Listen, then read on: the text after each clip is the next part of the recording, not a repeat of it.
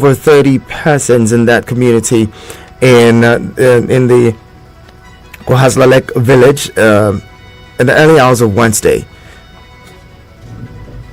The victims were predominantly women and children, and they had taken refuge in the house of a community leader in the area the previous day, following earlier unrest during the day in Mangu town, when the gunmen rounded them up and slaughtered them right at the community leader's house.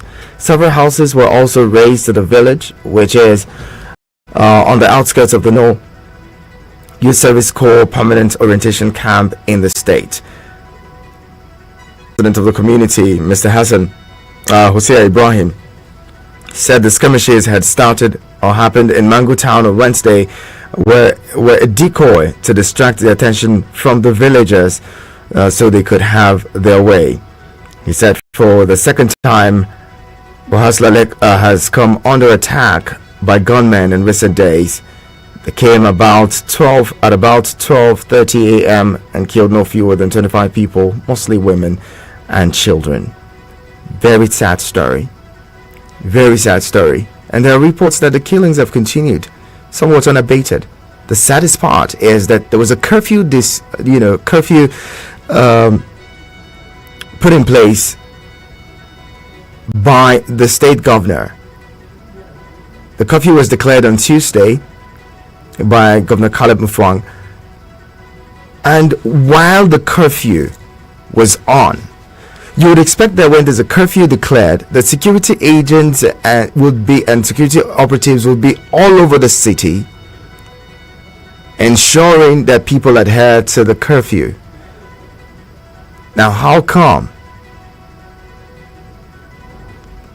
these villages were left porous and these criminals came in to kill people, destroy property, and go away, and somewhat even continued? It's so sad. It's heartbreaking. I've not been myself since yesterday when I got the news. I'm so pained. It's so disheartening, because who knows who's next? Who knows where it's going to go next? What is really happening? What is happening? That despite a curfew, when people would feel, oh, there's a curfew now, let's relax, let's stay back at home, we're forced to stay at home. They can't even run away. They can't go. Adversaries can come in and kill them. It's just sad. That's the sole talking points this morning. My guest is Comrade Steve Aluko, who's joining us from Jos this morning. Good morning, Comrade Aluko. Thank you so much for joining us. Good morning and happy beginning to every one of us. Thank you so much. That's the first time we're talking this year. Lives that has, continued somewhat unabated, going all the way from December till now. The story has just been, very gory and disheartening. But at the moment, what is the situation like in Jos, and what are the feelers you're getting from Mangu local government this morning? First and foremost, for all fallible human beings, wherever they decide to condemn the act.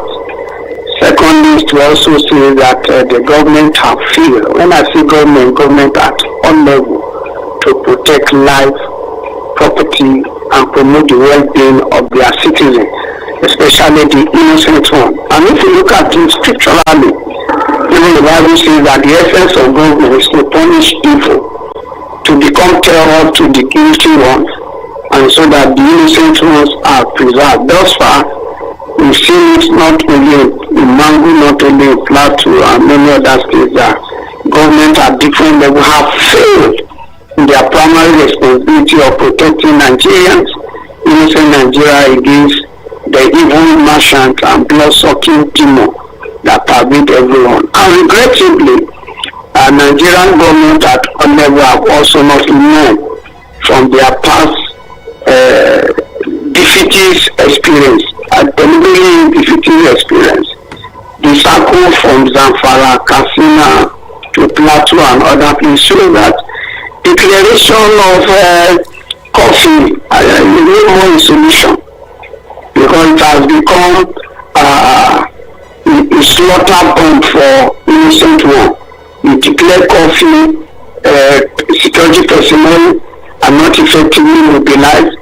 The communities are not also effectively mobilized to protect innocent one from the evil aggressors and blood-sucking demon that pervades the landscape of Nigeria. And that was why when the governor declared the curfew, some of us did not celebrate it. From 2001 to today, we have never kept quiet in saying that declaration of curfew is not a solution. One is to put in place mechanism, machinery to prevent the crime in the first place. And when you are not able to do that, you won't be able to mobilize enough security people, enough support system to make sure that you mitigate the impact. We've had centers of internally displaced persons from 2001 till date. Regrettably, many of them have not been compensated or resettled back to their homeland. So we put all this together, it is regrettable. And let me say this clearly, that what is happening in Mango is not just Mango, it's not just Plateau affair. Mango is a reservoir or basket home for a lot of food production in this country. A lot of food stuff that you have in Abuja, in Port Harcourt, in Lagos, come from Mango. So it's an affront on the state of Nigeria. And regrettably, people in government at different levels have not seen it that way.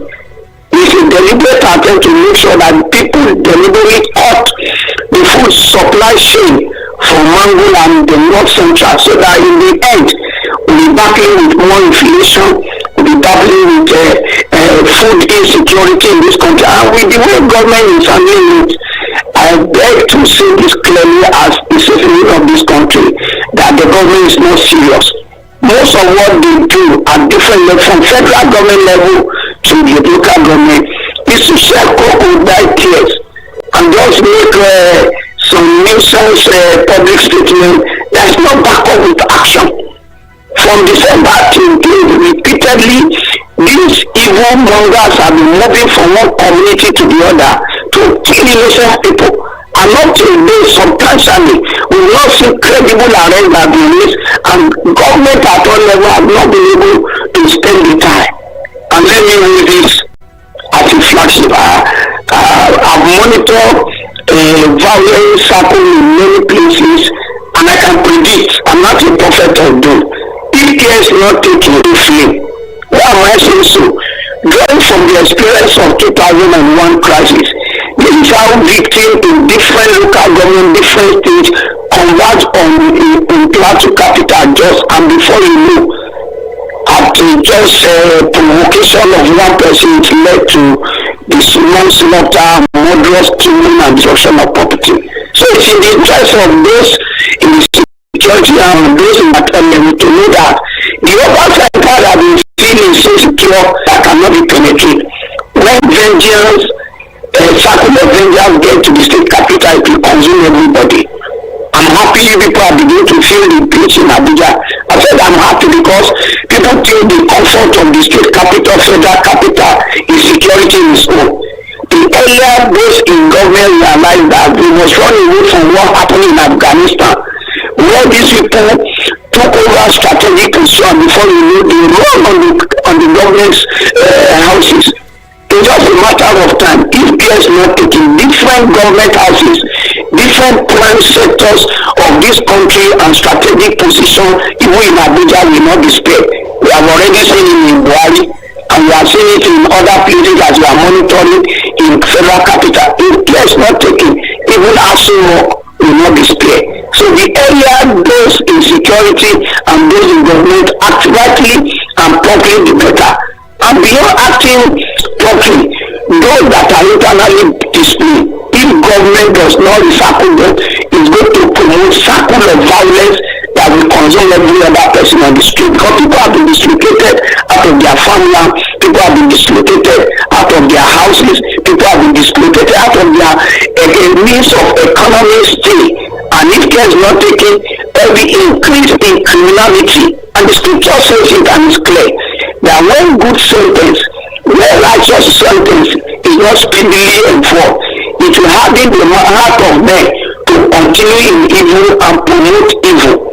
So it is in the best interest of all of us to tell the government at federal level, state and local government level that is not an isolated case. It's a collateral damage that is aimed to destroy already failing state of Nigeria. If we don't want Nigeria to totally fail, then our security army must be up. We must redefine our security architecture to make sure that the rural areas are safe, the local government are safe, and at the end of the day, Nigerians can decide themselves wherever the soul is chosen, and that the welfare of the people become the primary basis of governance. There's a lot that you have said that I just want to follow up on, but I'm just going to take them one after the other. First is, what you talked about, food and food supply being cut off and all. And I'm thinking that we're already in a very bad state economically. We're talking about food inflation over 30%, and we are in the World Food Program and the Food and Agriculture Organization is predicted that there's going to be a lot of difficulty when it comes to food insecurity this year. Absolutely, you can't run away from that. Let me tell you, mango is a Nigerian-based economy, and during the COVID-19 epidemic, the lockdown, many states of this country, including neighboring countries, were coming to mango to buy all sorts of food. So it's a deliberate attempt to worsen the already worsening situation. I listened to the president the other day, after the presidential inauguration, that they are going to face agriculture and the rest. If you cannot secure mango, that is Nigerian's economy, what are you appealing to other people? So it's very important that if we want to come out of this food crisis and food insecurity in this country, we must begin to plan the security of our farmland and the people of the rural dweller. It's very key. Otherwise, hunger is going to kill some people in other center. And when we talk about the Nigerian economy, it's not just food production. In terms of egg, you can go to the market in Abuja. The eggs that are coming out of just plateau by extension is richer in terms of nutrient, is richer in terms of profile than any other egg. And if government is not careful, it's just a matter of time. If you are in government and you are not securing life and property, what happened in Afghanistan can happen in Nigeria. We already have it in Niger State, the trouble is there. In Kogi State, the trouble is there. And here the Plateau and Kaduna is not this state. Indirectly, Abuja is being circumvented. We're just waiting for a time that the evil. Just imagine if all these criminal elements in all the states surrounding Abuja decide to march on Abuja, who may be seen in Abuja? So this should not be treated as one of those plateau kings. It's a national question and must be addressed nationally by those that seek vote to represent us at the national level and those that seek vote to become executive president and executive governors in different states. The earlier we do this, the better for all of us in this country. Otherwise, it will snowball and get down and get worse to everybody. All of us are already victims. We're in government and those some of us out of government. We're already victims. Because an injustice that is done to one, a culture of impunity that is enforced against one person. Some of us are not safe. It's mango today. It was Boko sometimes ago. It was Bautilagi sometimes ago. It was Zamfara. It was Katsina sometimes ago. And to the governor of Plateau State, he should not make excuse. If the governor of Katsina can arm his fist, stop the governor of Plateau State from doing something. So it is very, very important that we realize that Inspector General of Police can no longer stay in a police house in Abuja and the doctor is going on. We need the urgent need for us to decentralize the architectural structure to accommodate credible neighborhood watch, to accommodate community policing and state policing, so that all these skills of lack of order and lack of quick response to intelligent being analyzed and deployment will not come. It's very, very important, and it's in the best interest of all of us, because after you live in Abuja, one day you go back to your village for one thing or the other. How will you like? How will you feel if your children are being named and destroyed while they are alive? Correct. You just made a case for state policing, but it seems like our governments are not ready at all levels. Even the state governments are not really ready to take on the responsibility of securing their states. But that aside, you see, many conspiracy theorists have put out theories to say that these killings are not unconnected to the struggle for Nigeria's natural and mineral resources, coming up from the northeast, coming all the way until the northwest, and now the north central, and it's going up. Like you rightly alluded to, there's a chance that this may just ravage the entire country if left unabated. At this point, what can we do? Because it seems like government is overwhelmed. Government cannot really, tackle the insecurity, or it seems like there are people who are more powerful than our government. What is now the hope of the common Nigerian, and what can we do? Number one is for us not to make excuse for those in government. Any government that does not have solution to insecurity has failed in itself. So the best the person can do, or those in this group can do, is to leave the office. Because the essence of governance while they were campaigning was to secure Nigeria. They made all sorts of promises. So be it at the local government level, at government level, at federal level, any government that cannot protect life and safety has lost the basis to claim to be a government. Because the number one function and the primary function of every government is to secure life and property. And any government that cannot secure life and property, no excuse should be made for that government. They should find themselves out of this, resign out of office, or be pushed out of office. Because we must not wait until when the whole Nigeria or Plateau State or North Central become a graveyard. Who will do government? That's one. And concerning the theories that we have read, let me tell you, we must interrogate every of those theories, so that at the end of the day we get to the root cause of this problem and we are able to meet it. All the theory is acceptable, but all the theory must also be proved, so that at the end of the day it serves justice. Either it's economic, either it's natural resources, either it's mineral resources, either it's religious resources or political. We must be able to interrogate all this theory, so that at the end of the day, Nigerians are secure wherever they so reside. And going beyond that, no excuse should be made for any governor. We have seen in this country where some governors, because of the passion they have for their people, have deliberately, creatively engaged the people in a way that the people can defend themselves. And we must not allow anybody to tell us that if people are bearing arms to defend themselves, that is illegal. Even our constitution guarantees self-defense, where the apparatus of states have failed in protecting life and property. We must liberalize the process of people bearing up arms to defend themselves. Enough of people being named and destroyed in their home. It's just the regulatory framework that we need to tidy up and make up. And then we move from there. It is also very, very important that we do the needful and timely. Otherwise, Nigeria will become a totally failed nation if the right thing is not done. We must not give excuse for the National Security Advisor.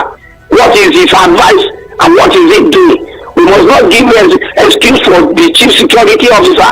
Why they hand this office was on the basis that they should protect life and property.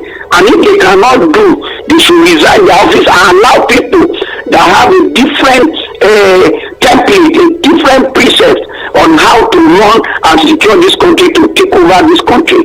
It's very, very important. We must not be crying over the death of innocent citizens and then the criminal element escape at different level.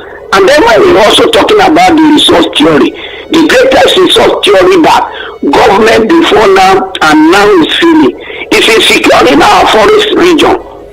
Secure our forest region to the intent and purpose that it will not become favorable for criminal elements. People are being kidnapped, people are being maimed, people are being killed because our government have not been able to secure the forest region of this country or the ecology of this country. Look at that 400 level daughter of a gentleman that was killed, even when 30 million was already provided. And we are celebrating it as a nation. Supposing that girl is our daughter, supposing that girl is our mother, what will we feel? Look, we must begin to have empathy to the point that we mobilize ourselves socially to face this criminal element and this evil once and for all. And any government that is not ready to do this should vacate the position of being a government and go back to their cocoon, so that people that can reasonably sufficiently protect Nigeria become the government that we celebrate. Nobody should make excuse for any government. Before any government campaign to be, anybody campaign to be a president, to be a senator, house of rep, or governor, house of assembly member, or local government, they know the problem of their people, and they should be able to timely come out with the solution to it. And let me tell you, one of the solutions is functional local government system, where the local governments are accountable, transparent, and people can vote for their own leader, so that people can live. Let me ask the vice president that says during the campaign is going to handle the security and Tinubu will handle the economy. Is it not a big shame that you make promise during the election and now you are in the office and people have been named all over Nigeria? People have been named on different basis, on daily basis, and you are there, you cannot meet the point. What have they done differently from what Buhari have done? These are the issue. Even with the economy, what has the president done differently from what Buhari have done, rather than slippery statement that we see every day? And what are we saying? Look, it is enough for Nigerians to rise up to begin to ask government, hold them accountable on principal issue of security of life and property and economy. Otherwise, Nigeria, don't pray, Nigeria may become a criminal zone where nobody is safe, including those in government. You know, this is quite worrisome, and it's one that boggles the mind. And you've raised quite a lot of concerns, but there's only so much that civil society can do. There's only so much that, you know, the citizens at this point can do. You've also canvassed, look, let's find a way to allow the arms, citizens protect themselves, bear firearms and protect themselves. But I'm looking at this situation and I'm also worried because the economic situation is not one that allows for people that if people bear arms, they would not, we can't guarantee that they would not turn to criminals themselves on account of trying to survive, which is what many people have alluded to as the cause of the insecurity in this country. Where do you see the National Assembly, the role of the National Assembly in all of this, to see that, look, if people are appointed, there are people who are supposed to be responsible for Nigeria's security. The chief of army staff, the chief of defense staff, the chief of air staff, all of the service chiefs and the IG, these are people who are the helm of affairs. There are people who command, areas and all of those things. When issues like this happen, what is the place of,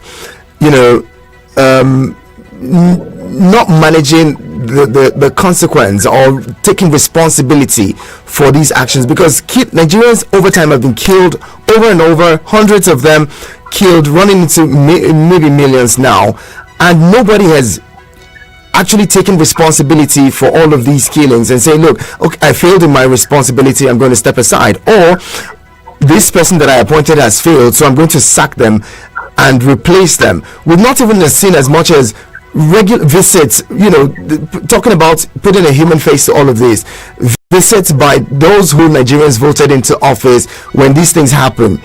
Not even as much as speeches to condone with those who are affected and all of that. Where does that leave us in terms of leadership and, actual decisive leadership per se? You only recall because of this discussion, I've raised the issue of the need for neighborhood watch, the need to have community policing, the need to have state policing and the rest of it, and the need to totally review the security architecture of this country by making sure that we devolve the power from the central to this area. So when I'm saying people should bear arms, it does not mean that all the citizens. That means that a functional system of government, we put in place a mechanism of people to as a frontier of response, and you put in place enough regulatory framework to minimize this daily bloodletting that we are seeing everywhere, because we need to do that, and government must take the lead in do that. We must be able to go to the local government level, identify people that can be of help at that level. We train them, we educate them, and we set up a monitoring framework, a supervisory framework, so that they become the first guard of defense at the community level. This one that you have allowed the community or different people to do whatever, you are just encouraging a center of criminality. So when we say people should do it, government also have a credible role to play. And what is the role they are going to play is to make sure that credible people are recruited at the local government to state level, and they are empowered and equipped to be the first front of repelling this evildoer. One. Secondly, to also make sure that they are also complementing the effort of the former security architecture. Nothing stop what is our army doing in their barrack, and when our forests are not safe. What is the Air Force doing? What is the Naval doing where they have water, we have rivers or ocean? These are the essence why we have these structures in place in the first place. And that is the more reason why we must ask for government to do the and as regards to the issue of accountability and sanctioning. It is very, very important that what the government can do at different level is to make sure that where people are performing credibly in securing their community, they should be encouraged, they should be supported, they should be compensated. And where people are also doing the negative, no matter how highly placed or lowly placed they are, they should be fished out and be put down. That's why I said the sense of justice must come in. And the sense of justice have a reward system and also have a sanctioning system. You reward those that are doing good, and you punish the evil. And even the scripture is clear that the essence of governor is to punish evil. So part of punishing evil is that if you put somebody as chief of army staff, inspector general of police, or whatever office you have given them to secure life, and life is not being secure, you fire them, you take them off the government, and put the ones that can do the needful. Look at recent write-up that is coming up from informal military personnel, asking the government to probe the killing of some of our military branches. It's a critical issue. The other country will not sweep under the carpet. And this is the more reason why I said it on another platform, that supposing what is happening in Gaza is happening in Nigeria, what will have been the response? Look at how people are responding and this. And unfortunately, the president of this country that is in charge of the chief security officer and the commander of this country, the larger plane is in the office of the presidency. Because that's the essence why is the president. Is the president and commander-in-chief of the armed forces. And if the commanders you have appointed are not securing life, fire them. Unfortunately and regrettably, I'm putting this on record. I'm happy this radio station is from Abuja. I wonder why people allow people like Buhari to still come to Abuja and be talking nuisance. You will watch a GOC, you did your best in fighting Mutasini, and you become a president and you went to sleep.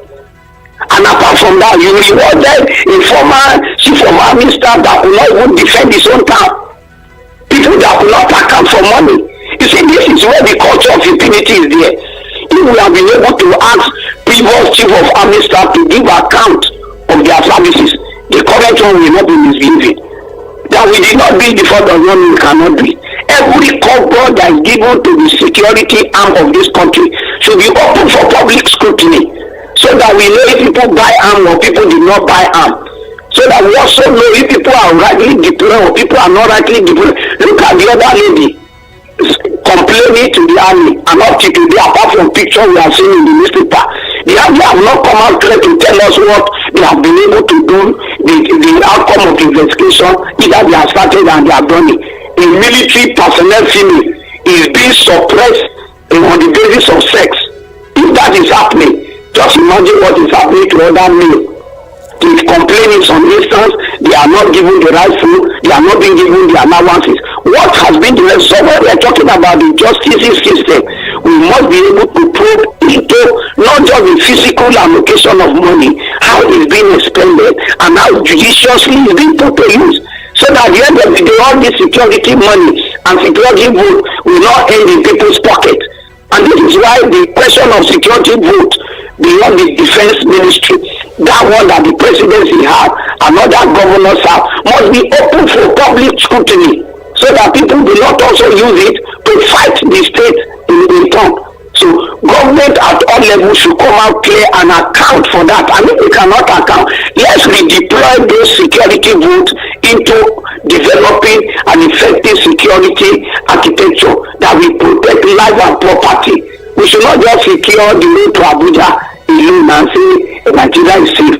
Every Nigerian deserves to be secure and safe and conduct their economic activity under a serene environment so that their maximum impact, their maximum impact can be made operational. Very well said. Let's bring in callers now. And this, if you've been listening, you want to join the conversation, feel free to jump in now. Call 09073530044 and 09087668888. I take a few calls and then let my guest off because he has a lot to do this morning. Hello, good morning. Hello, good morning, Prince Ehena. Good morning, Salasi. Good to have you join us. Good morning to our guest. My name is Salasi. I want to sincerely appreciate our guest, most especially for his wonderful analysis, or for our wonderful analysis, most especially in this aspect of security. See, there are something that I observed for these killings that have been going unabated. Until number one, we have to talk of synergy between all the securities. We have DHS, they have the intelligence. We have the NIA, they have the intelligence. We have the NSA, we have the Air Force, we have Nigerian Army, we have Navy, we have civil defense, we have police. If you are talking intelligence, I remember the Super Cop, that time, how he could trace the criminal wherever they are. We just made mention of what you made.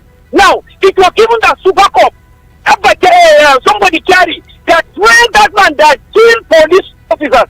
That what we are saying is that there's no how this criminal will go and lay carnage and kill innocent people for accidents. Because with the experience of what happened last year, they should have put more synergy, more security for these people. And one thing I want to fault the government, I see government should give a stringent order. If you ever hear anything came in your locality, you are not even going to be removed or transferred. You are going to be sacked. That is what it's supposed to be.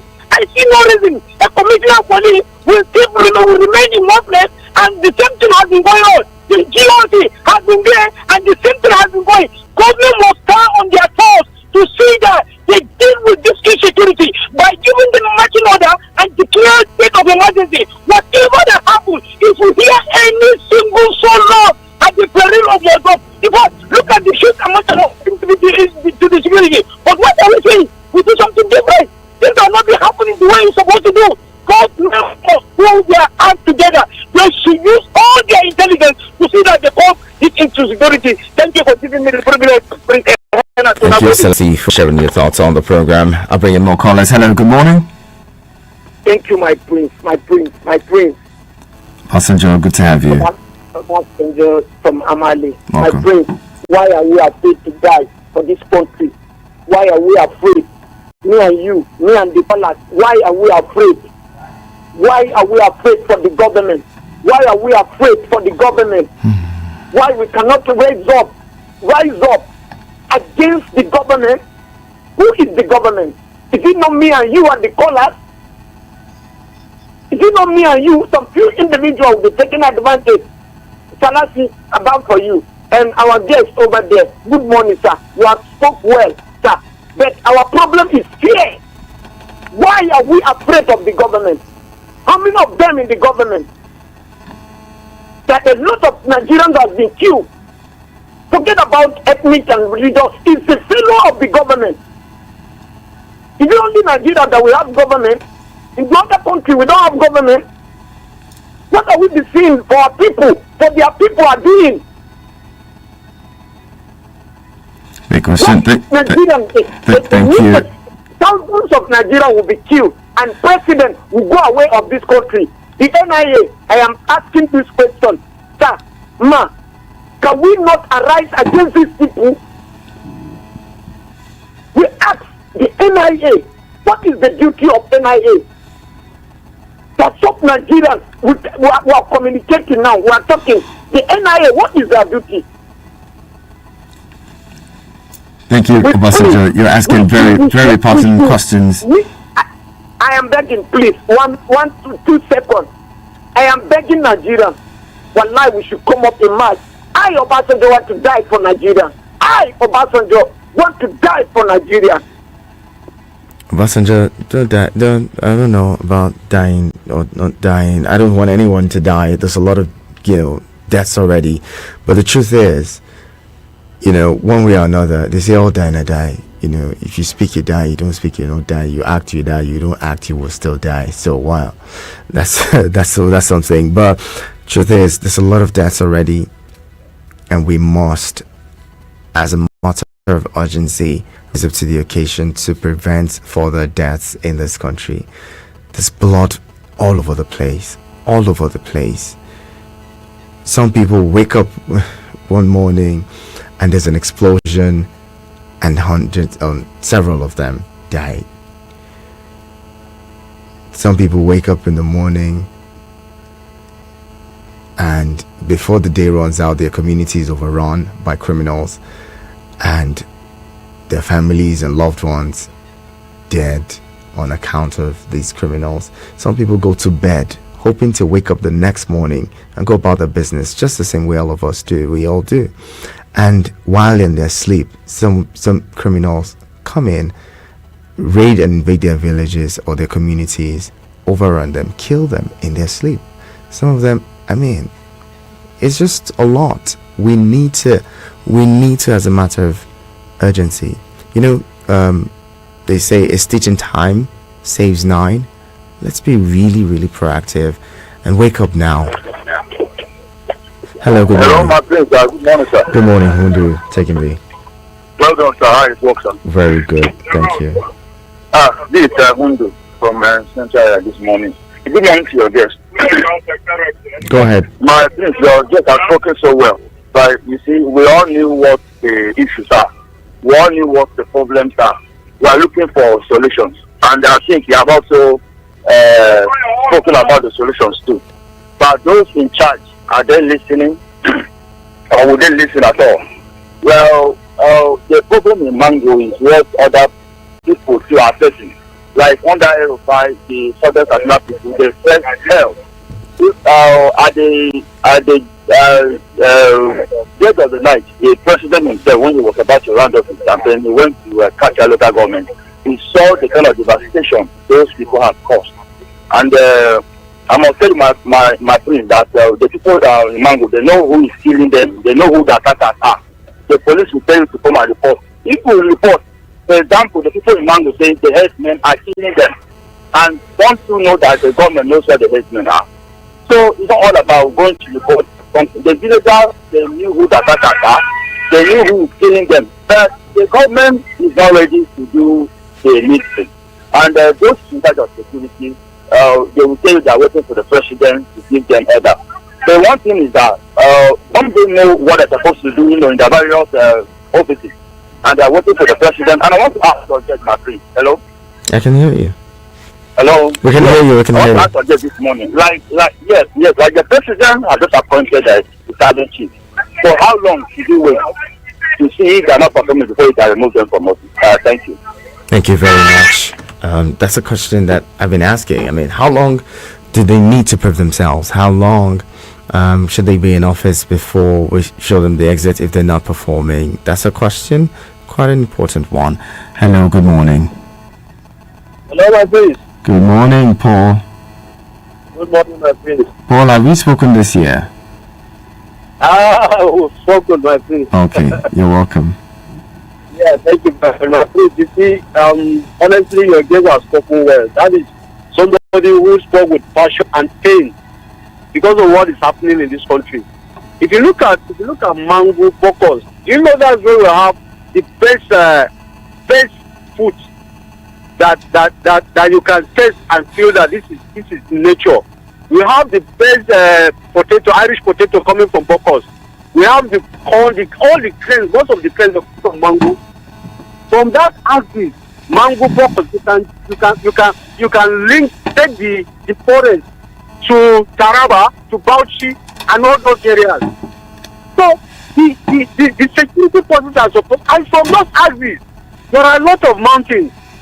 The security forces are supposed to come all those areas to actually know what is happening. I don't know what happened in the first place when the first killing was done. Vice President went, all the security chiefs went. In these security agencies, you understand, they have intelligence. Apart from other intelligence agencies like the DSS, the NIA, and so on and so forth. That's why I like what the callers, that what is the function of the NIA? Are they supposed to just keep quiet and allow this kind of thing to be going on like that without intelligence? And just of recent, I saw the police launching some kind of drones and so on and so on. What are they using all those things for? My prince, honestly, if you've never experienced this kind of thing from your own village, you will not understand what is happening. You wake up, the whole village is gone. They are killing, burning, and both women, children. In fact, they don't even look at the category of people they are killing. And they will lay ambush. Whoever wants to run for his life, they kill that person and they will burn the person. And yet, the security people are not able to bring anybody to book. If you report, they will not punish that person, and then you turn out to be a target. All right, Paul. Thank you very much for your submission. Lastly, they need to do more. If not, all these people that are doing these things, that a kidnapper will go and kidnap you, and then put you on video call, having the bike and everything like that. Video call is a shame on our security agents. Thank you. Thank you very much, Paul. All right, more calls. Hello, good morning. Hello, good morning. Good morning. My name is Only. Welcome. Yeah, Senator, I'm beginning to think, I told you 2 days back that all of us are becoming city experts and lawyers in Nigeria because of what is happening to us. Senator, apart from those 200 people that were killed, in Plateau State, on Monday, a Fulani boy was killed. Then, the next day, there was an attack, and the government declared, this country, and now, even within the country, you see what are taking place. As we speak, a meeting is going on there between the stakeholders, the theoretical chairman, the local government is there. After that 300 students, we were having the similar meeting, and all of them were blaming, we were like, where is this thing coming from? Where is this thing coming from? I like the person that is asking about austerity, because where are our austerity? What are they doing? What can't you go deep and check what is happening? What about the foreign agencies are there?